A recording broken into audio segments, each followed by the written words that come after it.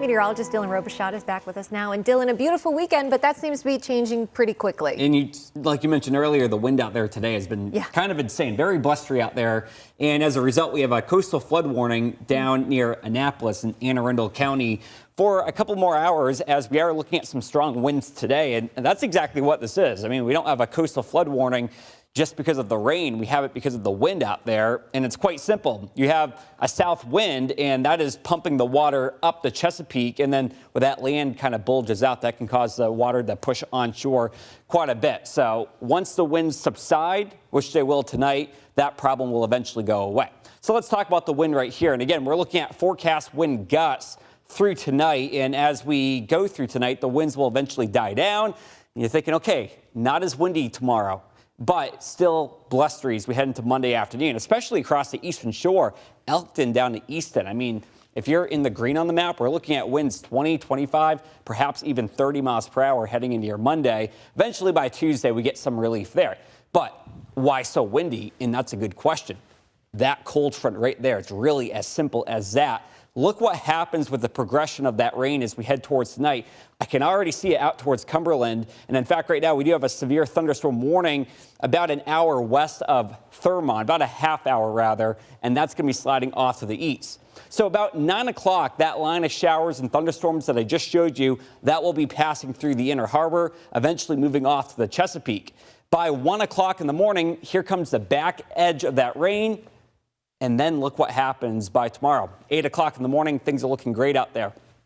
That system, see you later, high pressure is building in, and it's going to be beautiful as we head into your Monday and your Tuesday. We do have a 30% chance of rain sometime Tuesday night, but that's going to be after the sun goes down. So don't let that cause fear, because the day is actually looking really good. That will come in eventually at night. Today was warm. You go outside, super warm out there. Wait till Thursday and Friday. Here's why. A big chunk of cold air that has been sitting up there over the Great Lakes will be our problem late this week. Thursday morning, Friday morning, I think that we're going to be looking at some frost advisories being issued, as we're going to be looking at that deep plunge of cold air. Get ready for that. And even for Baltimore City, I mean, some of those nighttime lows getting down to just 41 degrees here going into Thursday night, going into Friday morning. It will be chilly. I can promise you that much. Lots of sunshine for the later half of the week. And then we are gearing up for what will be a chilly start to the weekend.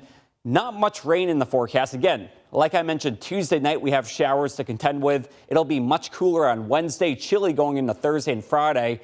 And then heading into Sunday, there are signs that we could be looking at our next system rolling into the forecast region. So we got plenty of time to iron out those details. For now, I just want you to be wary of Tuesday night, as we're going to have rain. And then heading into Wednesday, we're going to be looking at things much cooler out there. And of course, the other threat would be the potential of frost heading into Thursday night, going into Friday, possibly again heading into Saturday morning. So 'tis the season to when we typically see our first frost. And I think if you haven't had a frost yet, you'll likely get it late this week.